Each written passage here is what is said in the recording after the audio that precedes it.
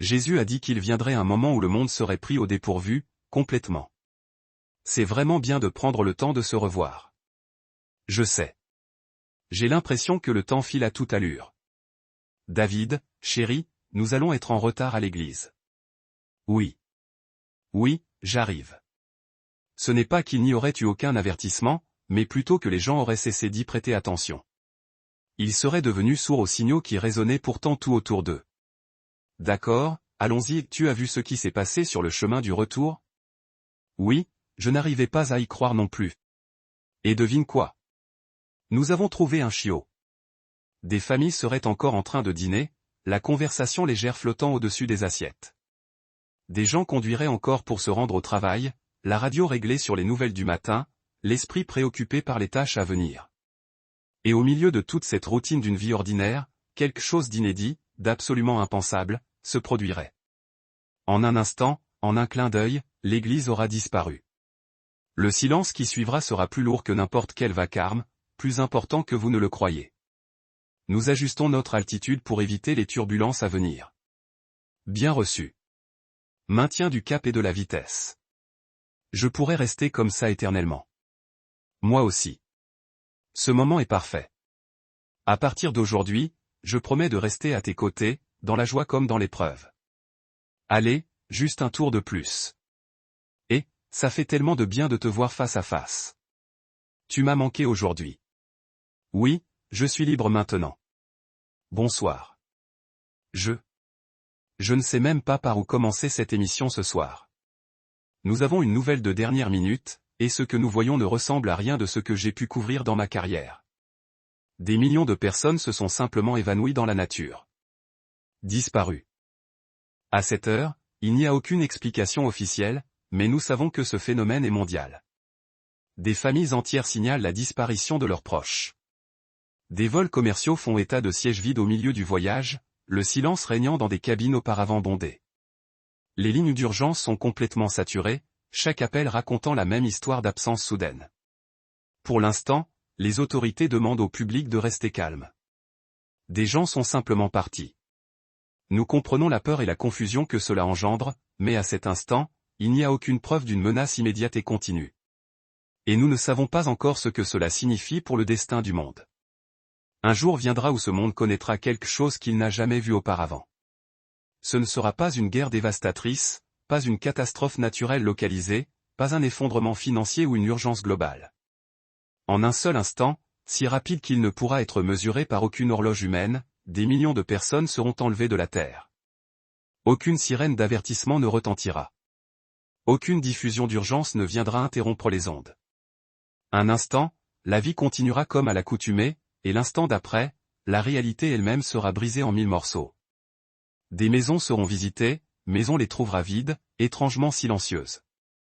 Les lits resteront défaits, gardant la trace du dernier sommeil. Des repas seront laissés intacts sur les tables de cuisine, encore tièdes, abandonnés en pleine préparation. Les téléphones continueront de sonner désespérément, sans personne pour y répondre. Dans les immeubles d'appartements et les rues calmes des banlieues, des portes resteront ouvertes, sans explication. Des familles fouilleront les pièces, appelant des noms qui ne répondront jamais. Des voitures seront retrouvées sans conducteur.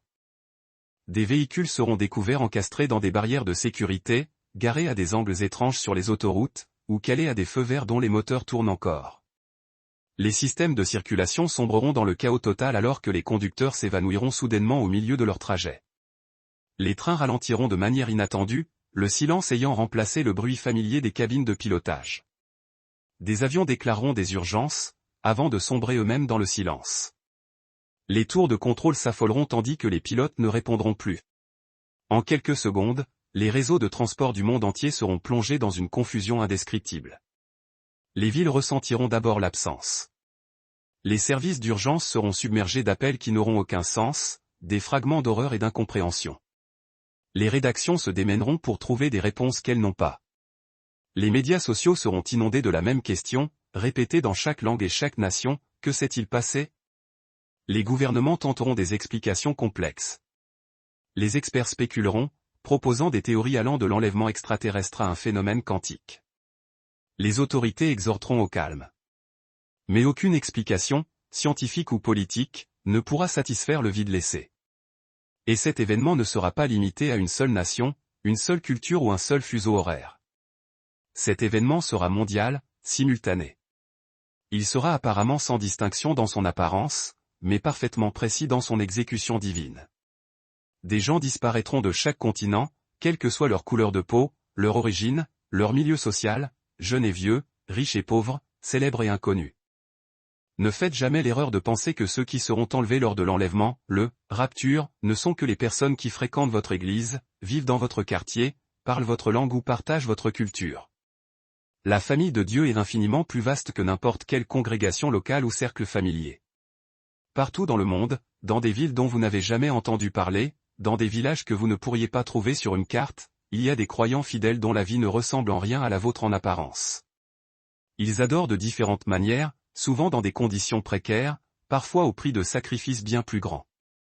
Vous n'avez peut-être rien en commun avec eux sur le plan social, politique ou culturel, mais vous partagez la seule chose qui compte, leur Sauveur est Jésus-Christ, et il est aussi le vôtre. Et lorsque l'enlèvement surviendra, il ne reflètera pas les divisions humaines ou les lignes confessionnelles. Il révélera la véritable étendue du corps global du Christ. Il ne s'agira pas d'un accident. Ce ne sera pas une coïncidence. Ce ne sera pas non plus réversible. La Bible nous dit que cet événement aura lieu soudainement, en un instant, en un clin d'œil. Il n'y aura pas de compte à rebours, pas d'avertissement final, pas d'opportunité de se préparer une fois qu'il aura commencé. Ceux qui seront enlevés seront partis pour toujours. Ceux qui resteront devront faire face à un monde définitivement transformé par cette absence soudaine. L'apôtre Paul écrit dans 1 Corinthiens 15, 51-54, « Voici, je vous dis un mystère, nous ne dormirons pas tous, mais nous serons tous changés, en un instant, en un clin d'œil, à la dernière trompette. Car la trompette sonnera, et les morts ressusciteront incorruptibles, et nous serons changés. Il faut, en effet, que ce corps corruptible revête l'incorruptibilité, et que ce corps mortel revête l'immortalité. Lorsque ce corps corruptible aura revêtu l'incorruptibilité, et que ce corps mortel aura revêtu l'immortalité, alors s'accomplira la parole qui est écrite, la mort a été engloutie dans la victoire. L'Écriture appelle cet événement l'enlèvement de l'Église. Pour beaucoup de gens, l'idée de l'enlèvement semble étrange, voire incroyable. D'autres le confondent avec le retour en gloire du Christ, la seconde venue. Certains le rejettent entièrement à cause de malentendus ou de désaccords sur l'interprétation prophétique. Mais l'enlèvement n'est pas une invention moderne, ni une simple spéculation théologique ou le fruit de l'imagination. Il est enraciné dans l'enseignement clair de l'Écriture et a été cru par les chrétiens fidèles depuis des générations. La Bible nous dit clairement que Jésus-Christ reviendra. La question n'est pas de savoir astérisque si l'astérisque revient, mais astérisque comment astérisque et astérisque quand astérisque. C'est ici qu'une clarté est désespérément nécessaire, car la confusion concernant l'enlèvement conduit souvent à une confusion sur l'ensemble de la chronologie prophétique. Pour comprendre correctement l'enlèvement, nous devons d'abord comprendre que la Bible parle de deux retours futurs du Christ, et non d'un seul événement unifié. Ces deux événements sont distincts dans leur but, leur moment et leur issue. Lorsque ces événements sont mélangés, la prophétie devient opaque et déroutante. Lorsqu'ils sont maintenus séparés, l'Écriture commence à prendre tout son sens. La première venue de Jésus-Christ a déjà eu lieu. Il est venu humblement, né à Bethléem, couché dans une crèche et élevé dans l'obscurité. Il a vécu une vie sans péché, est mort sur la croix pour nos fautes, est ressuscité des morts et est monté au ciel. Cette partie du plan de Dieu est accomplie. Ce que nous vivons actuellement est ce que la Bible appelle l'âge de l'Église, la période qui s'étend entre la première venue du Christ et son retour. C'est le temps où l'Évangile est prêché à toutes les nations, où des gens de toutes tribus et de toutes langues sont sauvés, et où l'Église existe comme corps du Christ sur terre. Mais l'âge de l'Église ne durera pas éternellement. La Bible enseigne qu'il connaîtra une fin soudaine et dramatique. Cette fin est l'enlèvement. L'enlèvement est le moment où Jésus-Christ descend du ciel, mais il ne vient pas astérisque sur astérisque la terre. Au lieu de cela, il appelle son peuple à le rencontrer dans les airs, accomplissant une réunion céleste. L'apôtre Paul le décrit clairement dans 1 Thessaloniciens 4. Il nous dit que le Seigneur lui-même descendra du ciel avec un cri de commandement, avec la voix d'un archange et avec la trompette de Dieu. Les morts en Christ ressusciteront d'abord. Ensuite, nous qui sommes vivants et restons serons enlevés avec eux sur des nuées, à la rencontre du Seigneur dans les airs. Ce mot, enlevé, est crucial. C'est de là que nous tirons le terme, rapture, qui vient du mot latin rapio signifiant saisir, emporter subitement. Cela signifie être saisi soudainement, être arraché. Ce n'est pas un langage symbolique ou une métaphore poétique. C'est littéral. De vraies personnes seront retirées d'un monde réel à un moment précis dans le temps. Lors de l'enlèvement, les croyants ne restent pas sur terre. La Bible dit que nous rencontrerons le Seigneur dans les airs et que nous serons pris pour être avec lui. Où nous emmène-t-il? Il nous ramène au ciel. Cela nous amène à l'une des promesses les plus réconfortantes que Jésus ait jamais faites. Dans Jean, chapitre 14, Jésus s'adressa à ses disciples alors que leur cœur était troublé. Ils étaient confus. Ils savaient que quelque chose était sur le point de changer, mais ils ne comprenaient ni comment ni pourquoi. Jésus leur dit de ne pas laisser leur cœur s'agiter. Jean 14, 1-4, version King James, pour garder la tonalité scripturale, que votre cœur ne se trouble point. Croyez en Dieu, croyez aussi en moi. Il y a plusieurs demeures dans la maison de mon Père. Si cela n'était pas, je vous l'aurais dit. Je vais vous préparer une place. Et si je m'en vais et que je vous prépare une place, je reviendrai et je vous prendrai auprès de moi, afin que là où je suis, vous y soyez aussi. Et vous savez où je vais, et vous en savez le chemin. Il leur dit que dans la maison de son Père, il y avait de nombreuses demeures. Il dit qu'il allait leur préparer une place. Et puis, il fit cette promesse solennelle, si je m'en vais et que je vous prépare une place, je reviendrai. Jésus a dit, je reviendrai et je vous prendrai auprès de moi, afin que là où je suis, vous y soyez aussi. Cette promesse n'a pas été accomplie à la croix. Elle n'a pas été accomplie à la résurrection. Elle n'a pas été accomplie à la Pentecôte. Elle n'a pas été accomplie encore. L'enlèvement est l'accomplissement de cette promesse du Christ. Jésus ne vient pas pour juger lors de l'enlèvement. Il vient pour accueillir son peuple et le ramener à la maison céleste. Après l'enlèvement, la Bible enseigne qu'une période de cette année de troubles sans précédent se déroulera sur la terre. Cette période est connue sous le nom de Grande Tribulation. Jésus l'a décrite comme un temps différent de tout ce que le monde a jamais vu ou ne verra jamais plus. Ce sera un temps de jugement divin, de tromperie généralisée, de guerre, de famine et de persécution implacable. Ce sera également le moment où l'Antichrist accédera au pouvoir mondial. C'est là que beaucoup de gens se trompent. Ils supposent que l'enlèvement et la seconde venue sont le même événement. Ils ne le sont pas. L'enlèvement a lieu avant la tribulation. La seconde venue a lieu après la tribulation, marquant la fin de cette période de jugement. Un des mots les plus importants que l'apôtre Paul utilise en enseignant sur l'enlèvement est un mot que beaucoup de gens comprennent mal. C'est le mot mystère. Lorsque Paul introduit son enseignement sur l'enlèvement dans 1 Corinthiens 15, il ne dit pas « Laissez-moi vous proposer une théorie » ou « Permettez-moi de partager une opinion ». Il dit quelque chose de beaucoup plus fort, « Voici, je vous dis un mystère ». Ce mot est capital. Dans l'Écriture, un mystère, mystérion en grec, n'est pas quelque chose de mystique, d'occulte ou d'inconnaissable, une vérité que Dieu n'aurait jamais voulu que quiconque comprenne.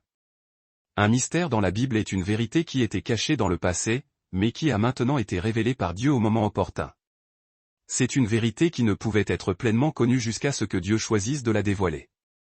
Paul l'explique clairement dans le passage même où il décrit l'enlèvement, 1 Corinthiens 15, 51-52, « Voici, je vous dis un mystère, nous ne dormirons pas tous, mais nous serons tous changés, en un instant, en un clin d'œil, à la dernière trompette.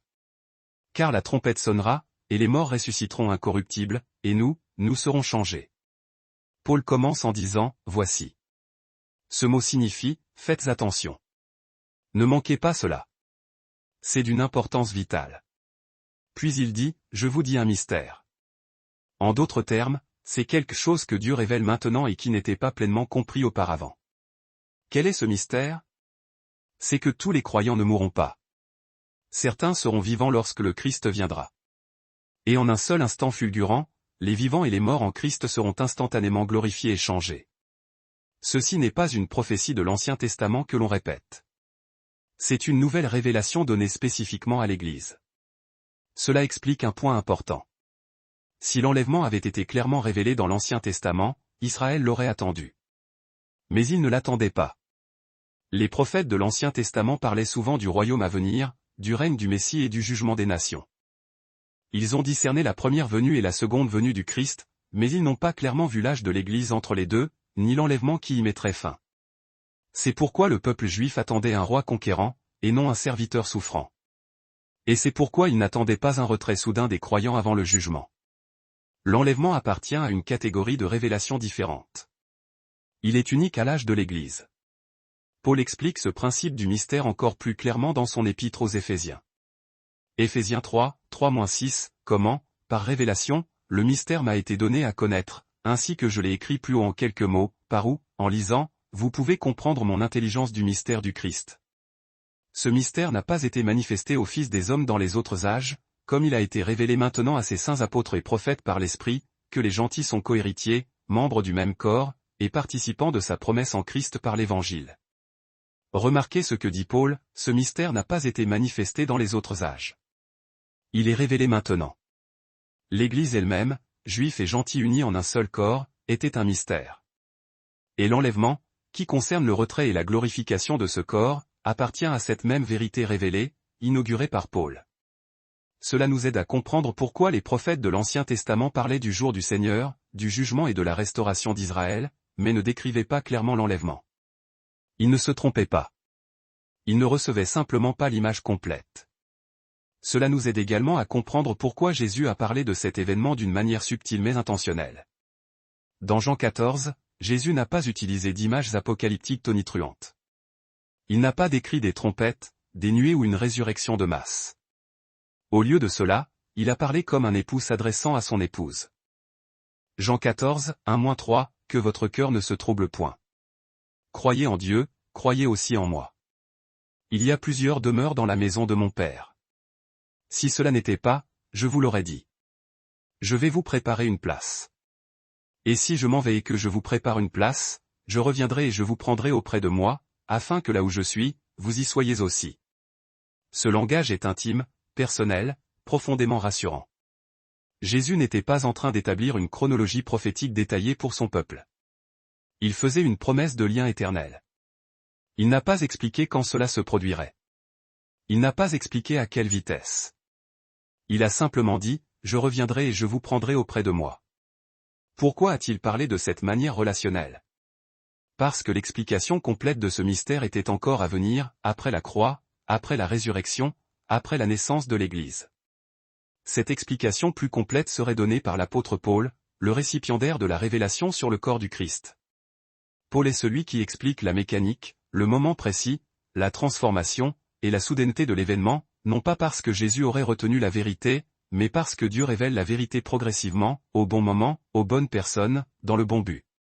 Paul réitère ce même point dans Colossiens. Colossiens 1h26, le mystère qui était caché de tout temps et dans tous les âges, mais qui est maintenant manifesté à ses saints. L'enlèvement était caché pendant des âges. Il n'a pas été inventé plus tard. Il n'a pas été ajouté par des théologiens opportunistes. Il a été révélé par Dieu une fois que l'Église a existé et a été capable de le comprendre en tant que son corps spécifique. C'est pourquoi les critiques qui affirment que l'enlèvement n'est pas dans l'Ancien Testament font en réalité l'argument inverse de ce qu'ils pensent. Bien sûr qu'il n'est pas clairement là, Paul dit explicitement qu'il était caché astérisque. Cela ne le rend pas non biblique. Cela en fait une vérité révélée à un moment spécifique de l'histoire du salut. Ceci explique aussi pourquoi l'enlèvement ne peut être confondu avec la seconde venue. La seconde venue fut annoncée à plusieurs reprises par les prophètes de l'Ancien Testament. L'enlèvement, lui, ne l'a pas été. La seconde venue implique le jugement et le règne terrestre en gloire. L'enlèvement implique la transformation et le retrait du peuple de Dieu de la sphère terrestre. Ils servent des objectifs différents car ils appartiennent à des phases différentes du plan global de Dieu. Le mystère de l'enlèvement révèle quelque chose de magnifique sur le timing divin. Dieu ne révèle pas tout d'un coup. Il révèle ce dont son peuple a besoin, quand il en a besoin. Israël a reçu des promesses concernant la terre, le royaume et le Messie. L'Église reçoit des promesses concernant la rédemption, l'union avec le Christ et un rassemblement soudain auprès de lui. Et ce mystère porte aussi un avertissement crucial. Les mystères révélés ne sont pas destinés à satisfaire la curiosité intellectuelle. Ils sont destinés à produire la astérisque prête à accent grave tout astérisque. Paul ne termine pas son enseignement sur l'enlèvement par de la spéculation aride. Il le conclut par un sentiment d'urgence, de réconfort et de motivation à vivre fidèlement. Le fait que l'enlèvement soit un mystère signifie qu'il n'est pas prévisible. Il ne peut pas être programmé. Il ne peut pas être calculé. Il arrivera de manière inattendue précisément parce qu'il était caché jusqu'à sa révélation. Et maintenant qu'il a été révélé, la responsabilité nous incombe. Nous ne sommes plus ignorants. Nous ne sommes plus mal informés. Nous savons ce qui vient. L'enlèvement n'est pas un mythe. Ce n'est pas une simple métaphore théologique. Ce n'est pas une évasion de la réalité. C'est un mystère révélé, découvert au bon moment, déclarant que Jésus-Christ rassemblera un jour son Église auprès de lui en un instant, en un clin d'œil. Et la seule question qui reste n'est pas de savoir si nous comprenons le mystère, mais si nous sommes prêts pour le moment où il deviendra réalité. Ces dernières années, et plus particulièrement au cours de la dernière décennie, un motif intrigant a émergé dans le monde du divertissement. Un nombre croissant de films et d'émissions d'Hollywood décrivent des événements étrangement similaires à l'enlèvement biblique. L'enlèvement, dans sa prémisse la plus fondamentale, est la disparition mystérieuse d'une personne ou d'un groupe de personnes. Pour les croyants, c'est le moment où le Christ revient pour prendre ses fidèles, les retirant de la terre juste avant une période de grande tribulation. 1 Thessaloniciens 4, 16-17, car le Seigneur lui-même, à un signal donné, à la voix d'un archange, et au son de la trompette de Dieu, descendra du ciel, et les morts en Christ ressusciteront premièrement. Ensuite, nous les vivants, qui serons restés, nous serons enlevés ensemble avec eux sur des nuées, à la rencontre du Seigneur dans les airs, et ainsi nous serons toujours avec le Seigneur. Alors que nous examinons les nombreux films diffusés aujourd'hui, on peut se poser cette question, les films hollywoodiens sont-ils en train de préparer inconsciemment le monde à l'enlèvement? Il y a eu sans aucun doute une augmentation notable des films qui reflètent des événements de type enlèvement. Ces intrigues impliquent généralement la disparition soudaine et inexpliquée d'un grand groupe de personnes, provoquant une panique de masse et le monde sombrant dans le chaos tandis que la population restante tente désespérément de comprendre ce qui s'est passé. Considérez ceci avec attention, 2 des 10 films ayant généré les recettes les plus élevées de tous les temps, Asterisk Avengers, Infinity War Asterisk et Asterisk Avengers Endgame Asterisk, sont centrés sur la disparition soudaine de la moitié de la race humaine. Dans Asterisk Infinity War Asterisk, un antagoniste nommé Thanos claque des doigts et instantanément, 50% de la population mondiale disparaît. Le résultat est un chaos absolu, la peur, le deuil et une confusion totale. Cela ne vous semble-t-il pas familier? Dans Asterisk Endgame Asterisk, le monde est montré chancelant sous le choc de cet événement, essayant toujours de donner un sens à la grande disparition. C'est incroyablement similaire à ce que beaucoup croient qu'il se passera pendant l'enlèvement, une disparition globale incompréhensible, suivie d'un chagrin immense et d'une quête désespérée de vérité. Cela soulève une question essentielle, si des millions de chrétiens devaient disparaître maintenant, comment le monde l'interpréterait-il? Accepterait-il cela comme un événement d'origine divine, l'accomplissement d'une prophétie biblique? Ou l'expliquerait-il par des théories séculières, exactement comme tant de films et d'histoires l'ont fait au cours des dernières décennies, offrant une justification facile pour écarter le surnaturel? Regardons quelques exemples de films et d'émissions qui font écho à l'enlèvement, que ce soit directement ou indirectement, s'inscrivant dans cette nouvelle mythologie de l'absence. On pourrait être étonné par la fréquence alarmante avec laquelle ce thème refait surface. Des œuvres comme Left Behind, sorties en 2000 puis remises au goût du jour en 2014, offrent l'une des représentations les plus frontales de l'enlèvement. S'appuyant sur la théologie biblique, ces récits dépeignent des millions d'individus disparaissant subitement, laissant derrière eux une planète en pleine déroute.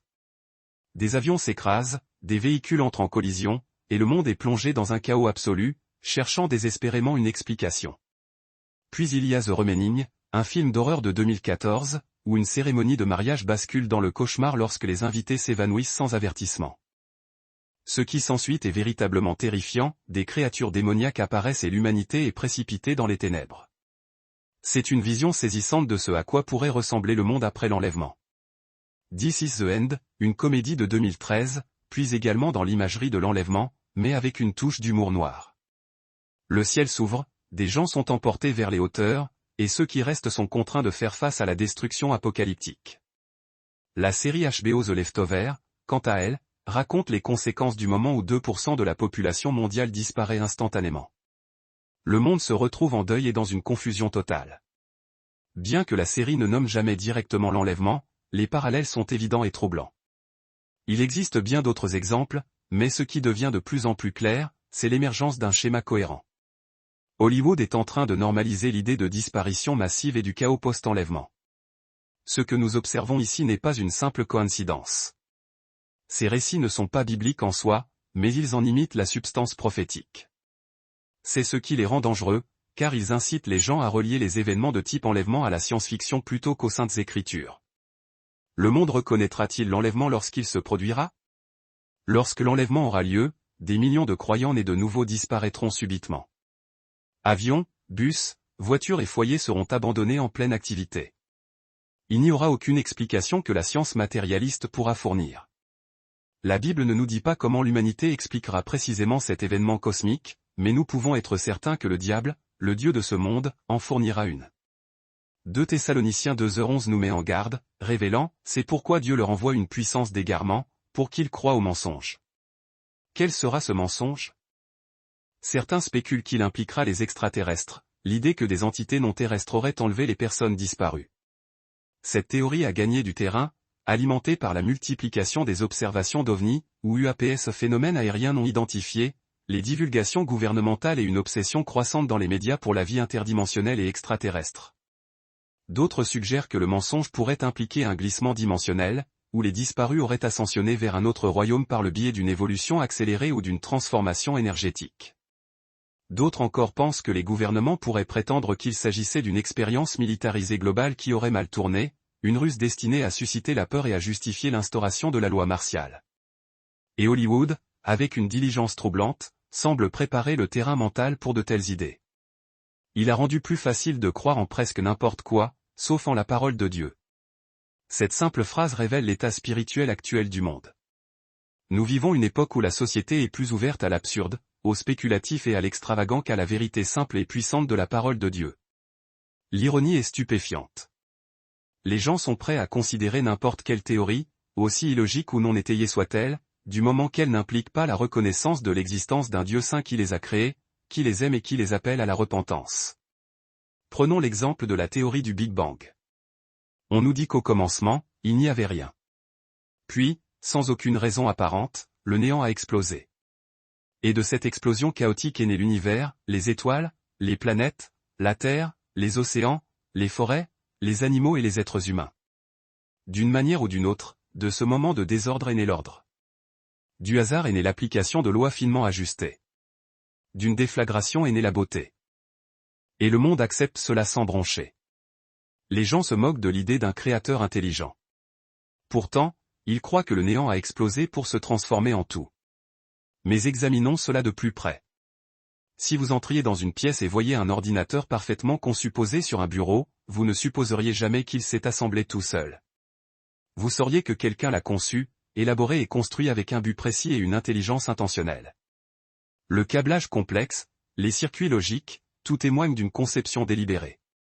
Considérez maintenant le corps humain, avec son système cardiovasculaire, son système nerveux, son système respiratoire, son système immunitaire, et bien plus encore. L'œil à lui seul contient plus de 2 millions de composants actifs et peut distinguer des millions de couleurs. Le cerveau peut traiter des pensées complexes, stocker des souvenirs et générer des émotions profondes. L'ADN porte le plan d'existence complet d'une personne sous une forme microscopique. Et pourtant, des gens choisissent de croire que tout cela est arrivé par accident, par pur hasard cosmique. La vérité est qu'ils choisissent d'y croire non pas parce que les preuves scientifiques sont accablantes, mais parce que l'alternative exigerait une reddition de comptes. Croire en la parole de Dieu signifie reconnaître l'auteur de cette parole, et cela implique d'admettre qu'il a autorité sur nos vies. Et c'est précisément ce que la chair résiste avec force. Les Écritures nous expliquent exactement pourquoi cela se produit. 2 Corinthiens 4h4 révèle que, le Dieu de ce siècle a aveuglé l'intelligence des incrédules, afin qu'ils ne voient pas briller la lumière de l'évangile de la gloire de Christ, qui est l'image de Dieu. Satan, le Dieu de ce monde, est un maître de la tromperie. Son objectif a toujours été de semer la confusion, de distraire et de déformer la vérité. Peu lui importe ce que les gens croient, tant que ce n'est pas la vérité essentielle. Il est satisfait si les gens croient aux extraterrestres, aux cristaux, à la réincarnation, ou même à rien du tout, du moment qu'ils restent aveugles à l'évangile. Et Hollywood, la science laïque, les médias grand public et les systèmes éducatifs mondiaux sont tous devenus des outils efficaces entre ses mains. Ils ont rendu plus facile de croire en tout sauf en la Bible. Ils ont créé un monde où le surnaturel n'est acceptable que s'il est étiqueté science-fiction. Un monde où les anges sont considérés comme des fantasmes, mais les extraterrestres sont jugés plausibles. Un monde où les miracles sont moqués, mais les théories du multivers sont encensées. Cela devrait nous éveiller à la bataille spirituelle dans laquelle nous sommes engagés. Lorsque les gens sont plus disposés à croire qu'une explosion galactique a donné naissance à la vie intelligente qu'à croire en Genèse 1h1 au commencement, Dieu créa les cieux et la terre, nous ne sommes pas confrontés à un problème de logique, mais à un aveuglement spirituel profond. C'est pourquoi l'enlèvement, lorsqu'il surviendra, sera très probablement minimisé et expliqué par le monde. Les gens ont déjà un cadre cognitif implanté dans leur esprit qui évite Dieu à tout prix. Ils diront que ce sont des extraterrestres, ou des changements énergétiques, ou des fluctuations quantiques. Ils croiront n'importe quoi, car le Dieu de ce siècle a si bien fait son travail que même l'explication la plus absurde semblera plus crédible que la simple vérité de l'Écriture. Ainsi, le monde reste aveugle. Non pas parce que la vérité n'est pas accessible, mais parce que leurs yeux ont été fermés, leurs oreilles assourdies et leurs cœurs endurcis. Et à moins que le Saint-Esprit n'ouvre leurs yeux, ils continueront de croire aux mensonges. Que cela serve d'appel au réveil. Si les gens peuvent croire tout, sauf la Bible, alors nous devons réaliser que nous ne luttons pas simplement contre l'ignorance. Nous luttons contre une supercherie spirituelle. Et seule la lumière de l'Évangile peut percer ce type de ténèbres. La Bible appelle Satan le père du mensonge.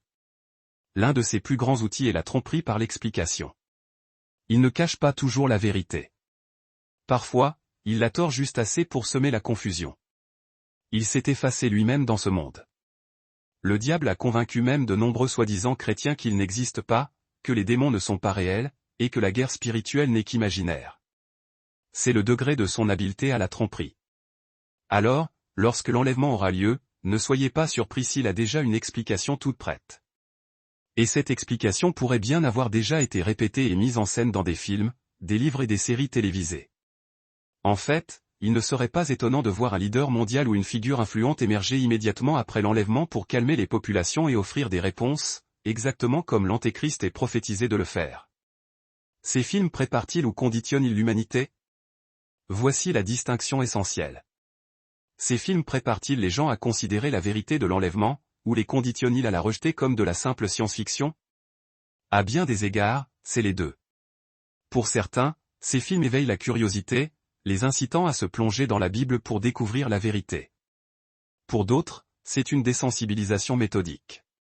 Lorsque l'enlèvement se produira réellement, ils se diront, ça ressemble à un film. Ce doit être un canular, des extraterrestres, ou la physique quantique. C'est pourquoi le monde pourrait ne pas paniquer spirituellement lorsque cela arrivera.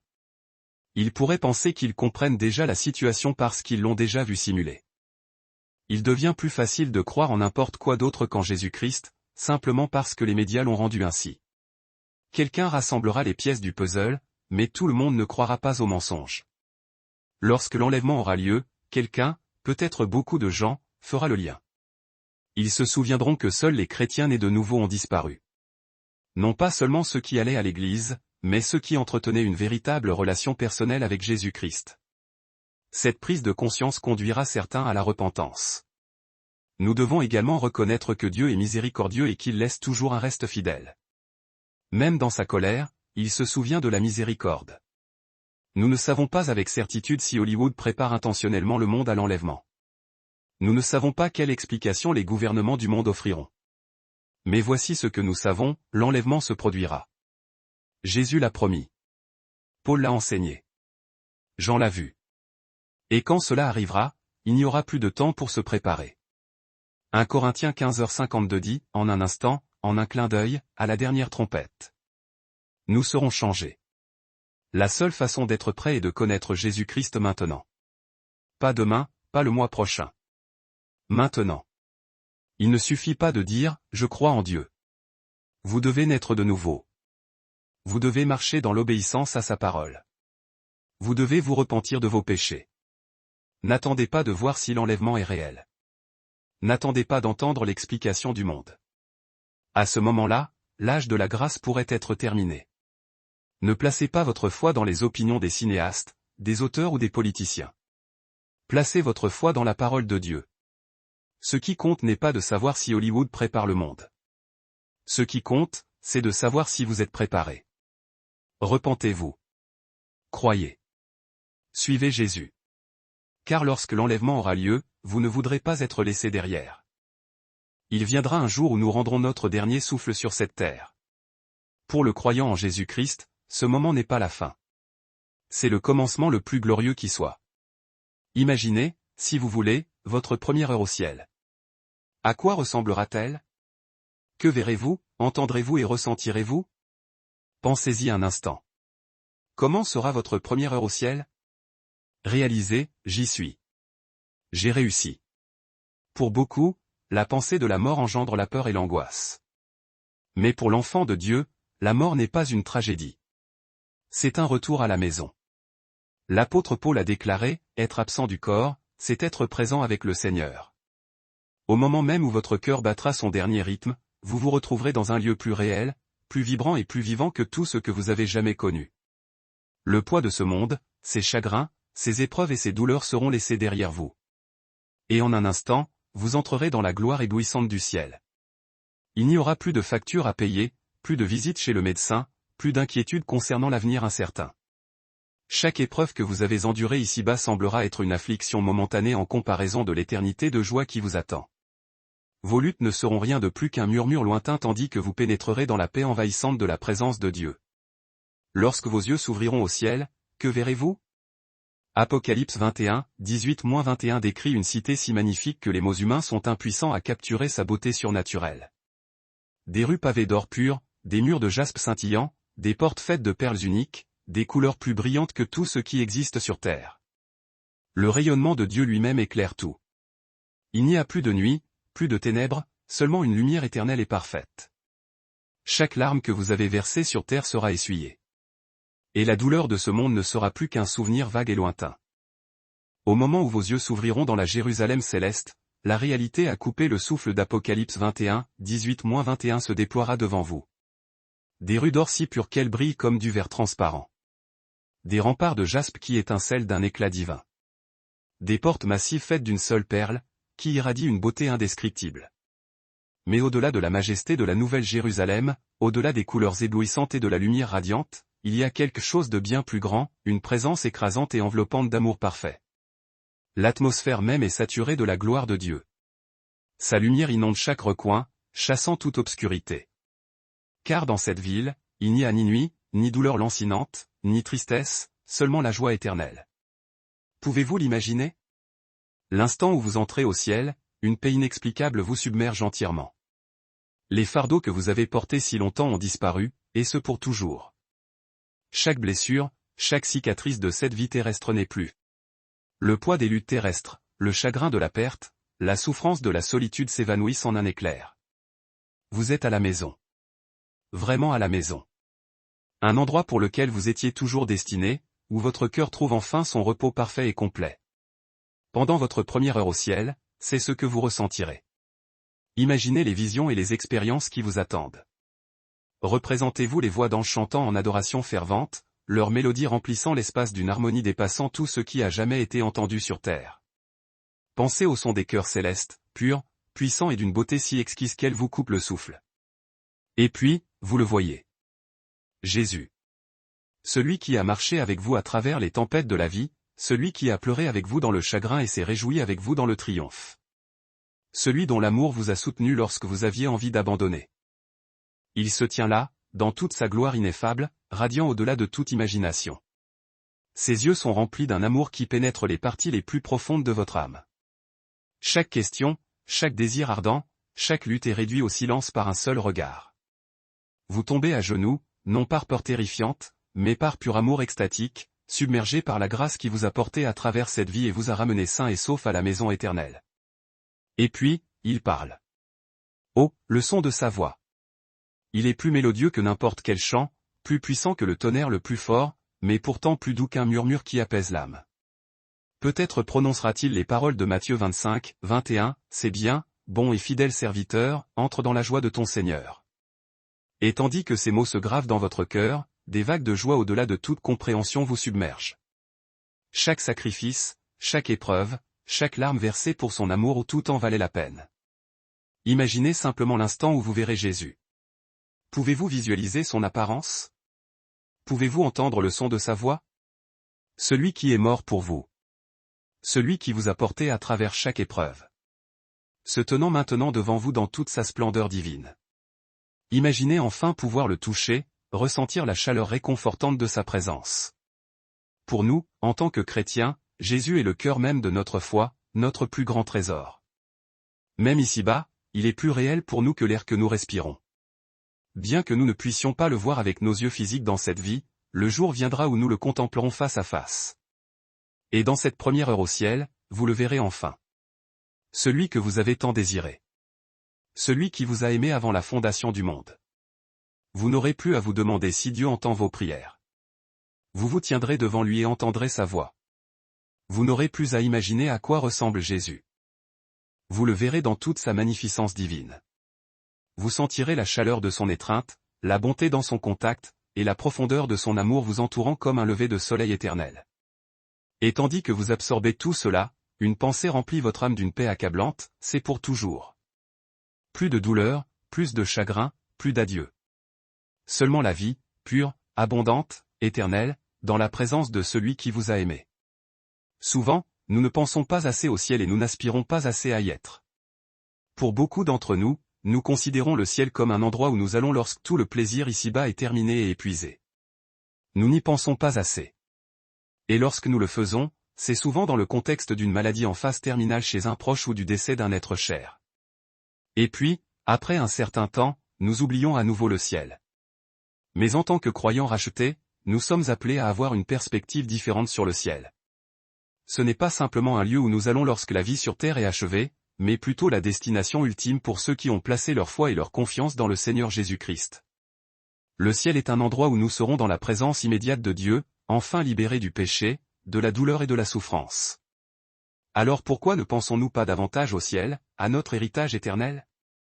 Peut-être est-ce parce que nous sommes tellement concentrés sur les choses de ce monde, nos emplois, nos familles, nos loisirs, que nous en oublions notre demeure éternelle. Ou peut-être avons-nous peur de penser au ciel parce qu'il nous semble si lointain, trop mystérieux, trop inconnu. Mais la vérité est que nous devons penser davantage au ciel. Nous devons y aspirer ardemment, le désirer, l'attendre avec une joie et une anticipation croissante. Dans Colossiens 3:1 et 2, Paul écrit avec insistance, « Affectionnez-vous aux choses d'en haut, et non à celles qui sont sur la terre. Car vous êtes morts, et votre vie est cachée avec Christ en Dieu. » En tant que croyants, nous sommes exhortés à fixer nos pensées sur les choses célestes, à y réfléchir, à en languir. Plus nous pensons au ciel, plus nous commençons à le voir sous un jour nouveau et glorifié. Ce n'est pas quelque chose à craindre ou à éviter, mais plutôt quelque chose à anticiper avec enthousiasme. C'est l'endroit où nous serons réunis avec ceux que nous avons aimés et qui nous ont précédés, où nous serons libérés de toute douleur et tristesse, et où nous serons dans la présence de Dieu pour toujours et à jamais. Parce que nous ne pensons pas assez au ciel, je veux vous parler de votre première heure dans la gloire. Pouvez-vous l'imaginer? Pouvez-vous imaginer ce que ressentira votre première heure au ciel? Les choses que vous verrez, les expériences que vous ferez et les émotions qui vous submergeront. Nous savons que les sentiments personnels continueront d'exister au ciel. Vous et moi ne serons pas des êtres sans émotion, des spectres froids. Pensez à votre plus grand moment de joie et d'euphorie complète ici sur terre. Multipliez maintenant ce sentiment par 1000. Et alors seulement, vous obtiendrez peut-être un aperçu de la joie céleste que vous ressentirez durant cette première heure, lorsque vous réaliserez profondément, « J'y suis. Je suis enfin arrivé. » Psaume 16:11 déclare, « Tu me feras connaître le sentier de la vie, il y a d'abondantes joies devant ta face, des délices éternelles à ta droite. » Et savez-vous ce que vous réaliserez également durant votre première heure au ciel? Vous réaliserez que vous avez un corps nouveau, transfiguré. Philippiens 3:20 et 21 nous enseignent, « Mais notre citoyenneté est dans les cieux, d'où nous attendons aussi comme sauveur le Seigneur Jésus-Christ, qui transformera notre corps d'humiliation, en le rendant semblable à son corps de gloire, par le pouvoir qu'il a de s'assujettir toutes choses. » Si vous souffrez de douleur ou de maladie ici sur terre, durant notre première heure au ciel, vous réaliserez, « Je ne souffre plus. Je ne suis plus malade.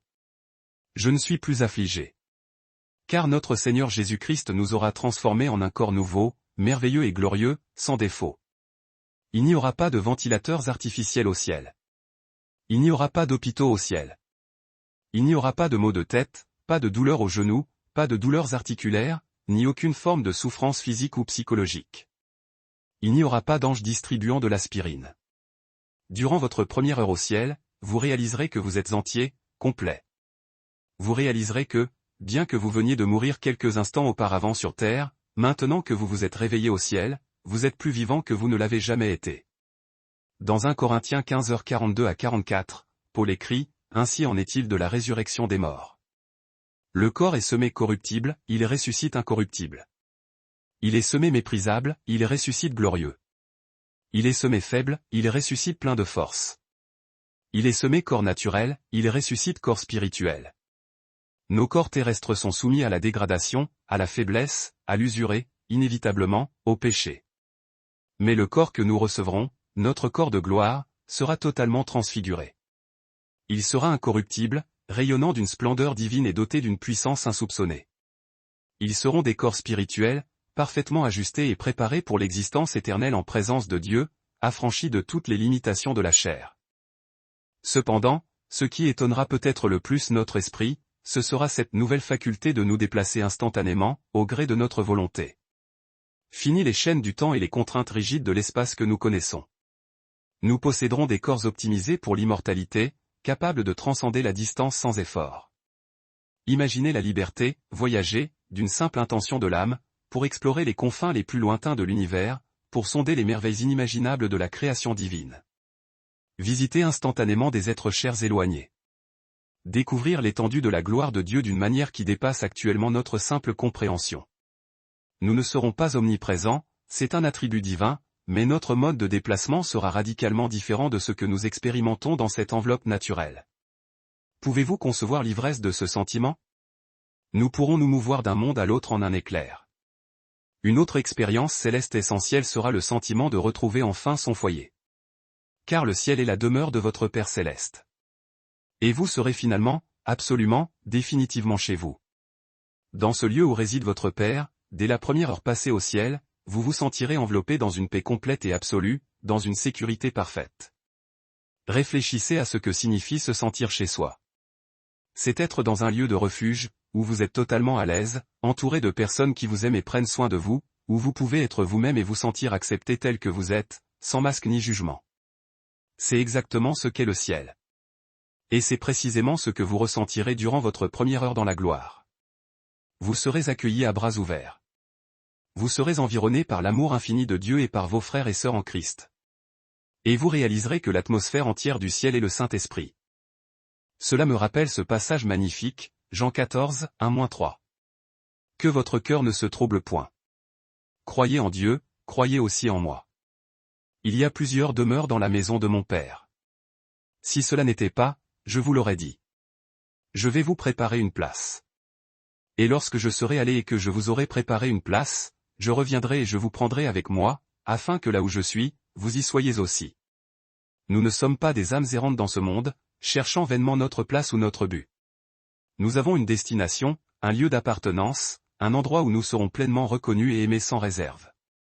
Ce monde exècre les croyants, il est les enfants de Dieu, car le Dieu de ce siècle est leur ennemi.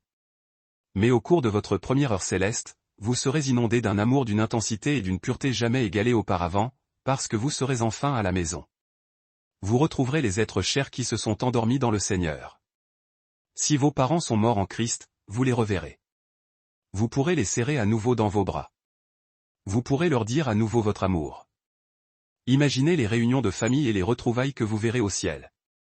Frères et sœurs réunis, mère et fille ensemble pour toute l'éternité, père et fils. Vous serez entourés d'une communauté de croyants qui partagent votre foi et votre adoration pour Dieu.